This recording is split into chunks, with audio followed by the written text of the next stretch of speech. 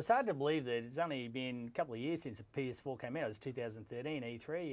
It got announced. It was quite a trolley announcement. We'll go through that quickly. I'm Dermy, the Ghost of E3 past, and I'm joined by the Ghost of E3 present and future, Meg and Cringy. Now, the PS4 now, we looked at the Xbox One launch, and that was, would disaster be a good enough word? Look, part of it was disastrous because of Don Matrick and a lot of other things, but I think a lot of it was just like them fumbling and not knowing what they were doing. And then obviously Sony capitalizing on all of it. Well, yeah, and taking the piss. And they did. And it was some of the. I mean, Sony loves trolling, and I'm not a Sony fan as such. Comment below. But I do appreciate their trolling. We'll chill for anyone, truthfully. Yeah, but when Xbox had, because Sony in 2013, very early on, I think it was February, they had a presentation in New York, and they were like, hey, here's the new DualShock 4 controller, and they didn't show us any hardware, which is like a little bit of like, why would you just like tease us like that?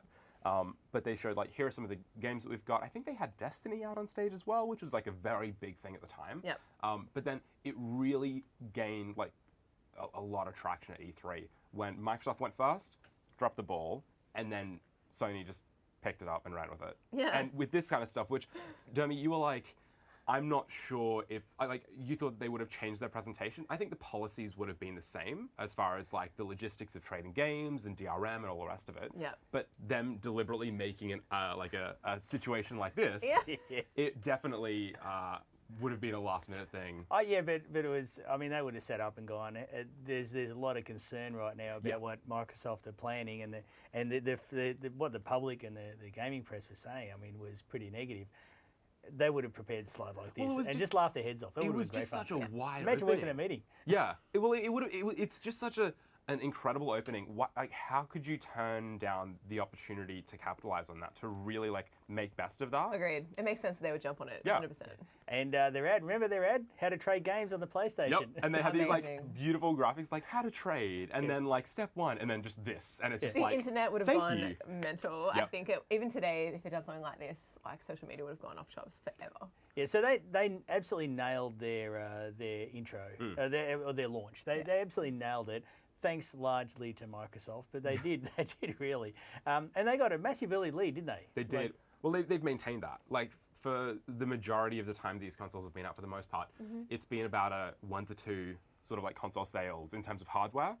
You have, I think at this point we're around the 60 or 70 million mark for PS4 globally, and I believe Xbox is like around half of that, like give or take a bit, but it's been such a big lead, and with a lot of the online stuff, particularly the cross-platform stuff, which is like a very hot topic at the moment, even for like Switch, Sony is very routinely being like, we're not in a position where we need to bow to multi-plat. We don't need to do that. Yeah.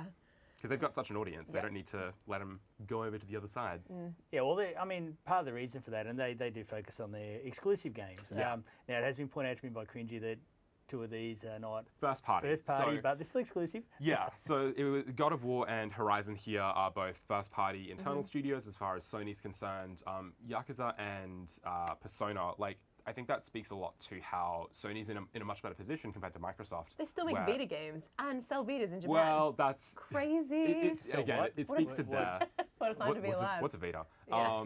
It speaks to their strength in sort of making sure they're on side with Japanese devs. Yeah. Because A, they've had such long relationships with these devs to begin with. Yep. But B, like, how many Xbox One consoles are sold in Japan? You actually can't buy them very well. People, yeah. Yeah. Yeah, well, they've done well, and part of that, I mean, not just the launch, but Sony has incredible brand loyalty, right back to the original PlayStation, where you've got people that I don't think will ever, if they could announce a PlayStation every year, I reckon there's a large part of their fan base that'll just buy a new one each year that is completely incompatible with everything else. And make the rest of them pretty salty. But yeah, I think you're totally right. I think these games are so strong, and for years now, they've had a really great upper hand for exclusive titles, just like the ones you see on the screen. It's incredible. And Naughty Dog. Yeah, Last of Us 2's coming.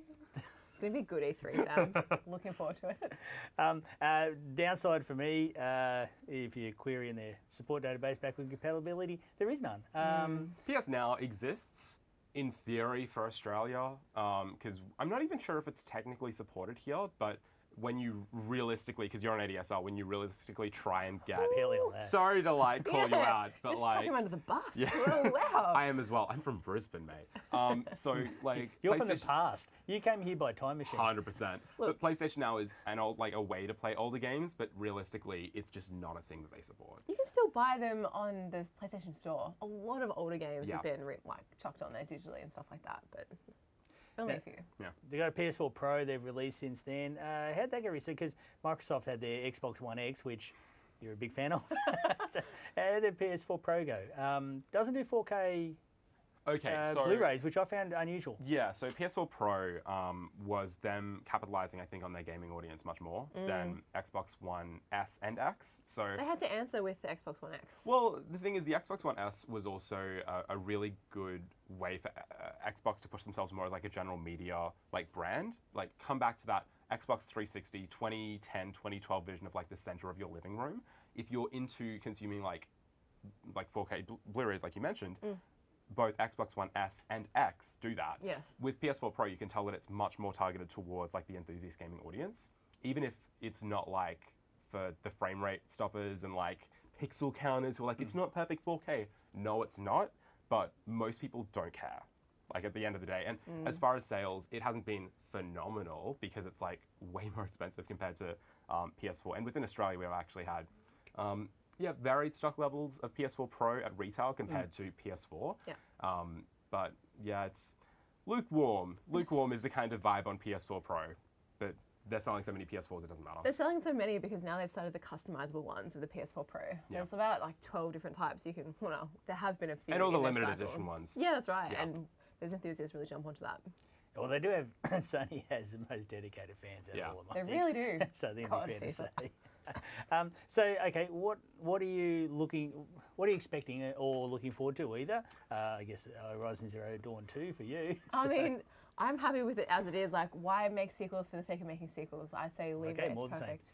Yeah. Well, Detroit's coming out in a couple of days. That's really exciting for me, but... God, that crept up, Jesus. Yeah, I know. And yeah, Last of Us 2, 100%.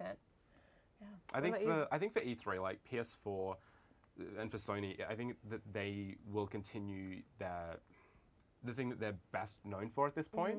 Like they really push on exclusives. They push on like, Spider-Man's coming. Yeah, like they've got a lot of stuff that people are super excited for. Like Spider-Man Collector's Edition sold out like that in Australia. It was crazy. I missed out. I'm super mad about it. Yeah, no, it was super fast. They have confirmed definitely no PlayStation 5 announcements.